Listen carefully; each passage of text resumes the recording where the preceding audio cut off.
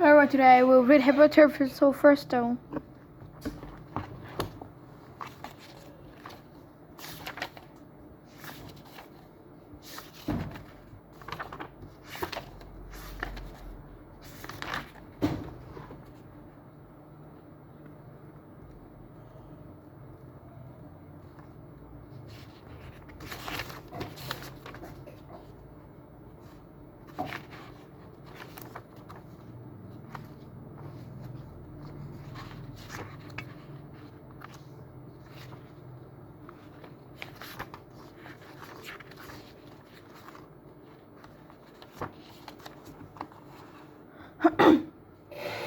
Professor Dumbledore says you are to be allowed to go, she said, sniffily, as though in her opinion Professor Dumbledore didn't realize how risky visits could be. And you have another visitor. Oh, good, said Harry. Who is it? Hagrid sidled through the door as he spoke. As usual, when he was indoors, Hagrid looked too big to be allowed. He sat down next to Harry, took one look at him, and burst into tears. It's all my rubby fault. He sewed his face in his hands. I told the evil git how to get past Fluffy. Told him it was the only thing he didn't know, and I told him, yeah, could have died. All for a dragon egg. I'll never drink again. I should be chucked out and made to live as a muggle. Hagrid and Harry, shocked to see Hagrid shaking with grief and remorse, great tears leaking down into his beard. Hagrid, he'd have found out somehow. Did this Voldemort we're talking about? He'd have found out even if you hadn't told him. Yeah, could have died, said Hagrid. I don't say the name. Shut. He stopped crying. I've met him, and I'm calling him by his name. Please cheer up. Hagrid, we saved the stone. It's gone. He can't use it. Have a chocolate frog. I've got louse. Hagrid wiped his nose on the back of his hand and said, that reminds me, I've got you a present. It's not a stone sandwich, is it? Said Harry, unexhaustedly, and at last Hagrid had a quick chuckle. No, Dumbledore gave me the day of yesterday to fix it. Of course, he should have checked me instead. Anyway, got you this. It seemed to be a handsome, leather-covered book. Harry opened it curiously. It was full of wizard photographs smiling and waving at him from every page. Were his mother and father, sent old doctor, old year presents, old school friends, asking for photos. New Year didn't have any dumb year like it. Harry couldn't speak, but Hagrid understood. Harry made his way down to the end of Year Feast alone that night. He had been held up by Madame Pomfrey's fussing about insisting on giving him one night's last checkup. So the great colors of green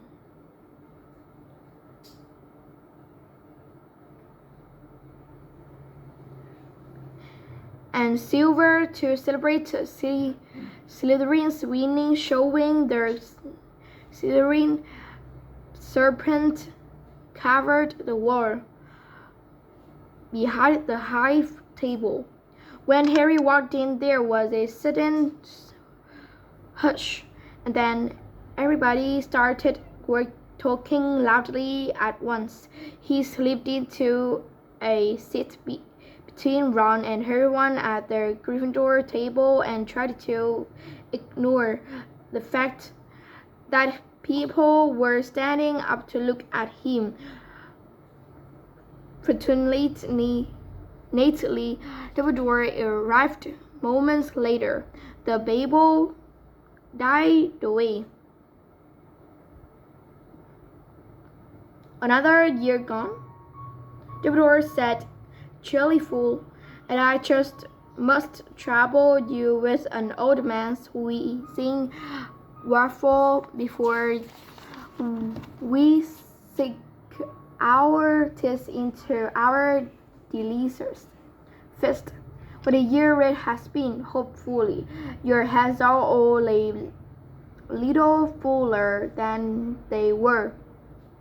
You have the whole summer ahead to get them nice and empty before next year starts. Now, as I understand it, the house club here needs a word in, and the boys stand thus in fourth place, Gryffindor, with 312 points in third. Hufflepuff with 352, Ravenclaw have 426, and Slytherin 472. A storm of cheering and stamping broke out from the Slytherin table. Harry could see Draco Malfoy banging his goblet on the table. It was a sickening sight. Yes, well done, Slytherin, said Dumbledore. However, recent events must be taken into account. The room went very still. The Slytherin smiles faded a little. Ahem, said Dumbledore. I have a few last-minute points to the shout. Let me see. Yes. First, to Mr. Ronald Weasley. Ron went purple in the face. He looked like a radish with bad sunburn.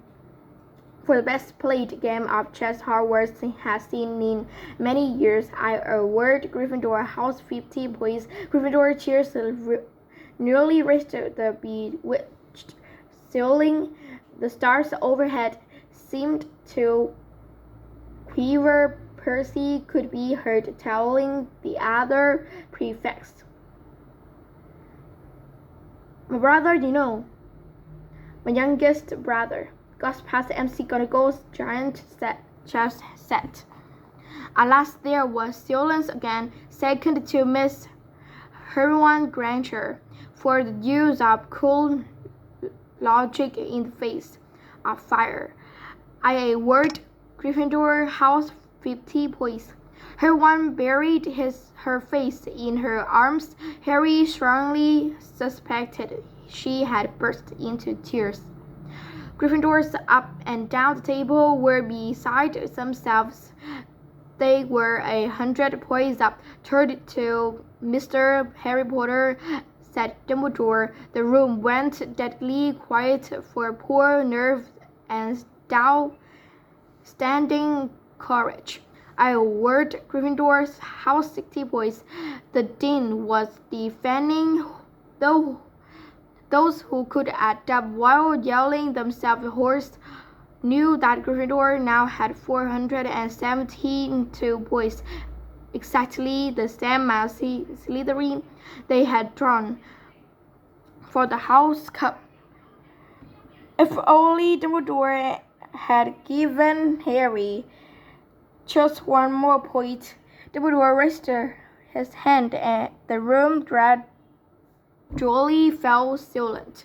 There are all kinds of courage, said Dumbledore, smiling. It takes a great deal of bravery to stand up to our enemies, but just as much to stand up to our friends.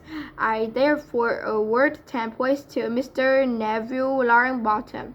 Someone standing outside the Great Hall might well have thought some sort of explosion had taken place. So loud was the noise that erupted from the Gryffindor table. Harry, Ron, and everyone stood up to yell and cheer as Neville, White, and Shark disappeared under a pile of people hugging him. He had never won so much as a point for Gryffindor before. Harry still cheerily nudged Ron in the ribs and reported that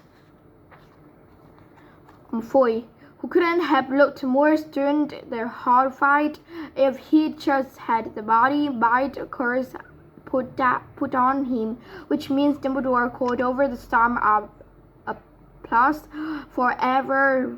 Ravenclaw and Hufflepuff were celebrating the downfall of Slytherin. We need a little change of decoration.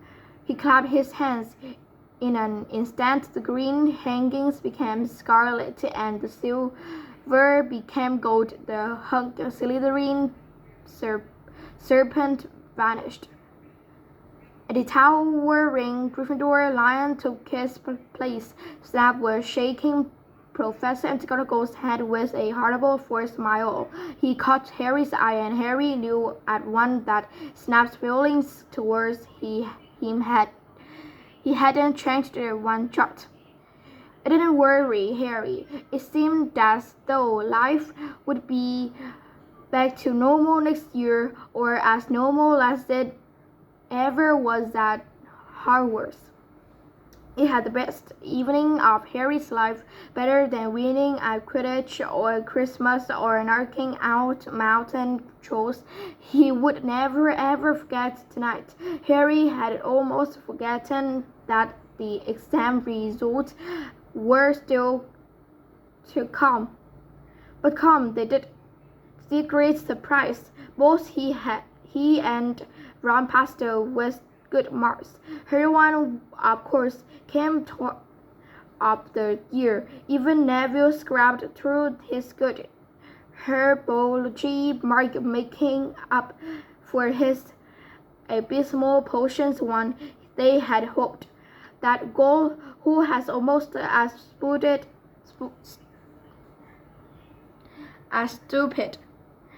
as he was mean, might be thrown out, but he had passed it too. It was a shame. But that Ron said, you couldn't have everything in life. Suddenly, there were robes were empty, their chairs were packed. Neville stood for a foul, lurking in a corner, rob a toilet. Notes were handed out to all students, warning them not to use magic over their holidays.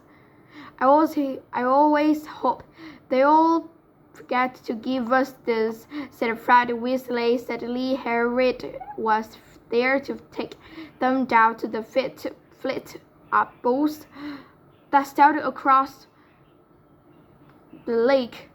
They were boarding to the Hogwarts Express, talking and laughing as the countryside became greener and tidier, eating Bertie Bott's every flavor beans as they sped past Muggle towns, pulling off their wizard robes and putting on jackets and coats, pulling into platform 9 and 3/4 at King's Cross Station.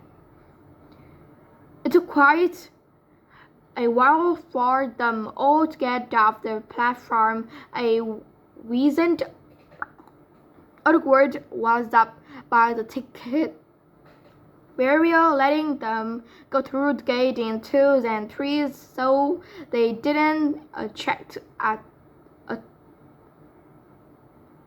attention by all bursting out of a solid world at once and alarming the Muggles.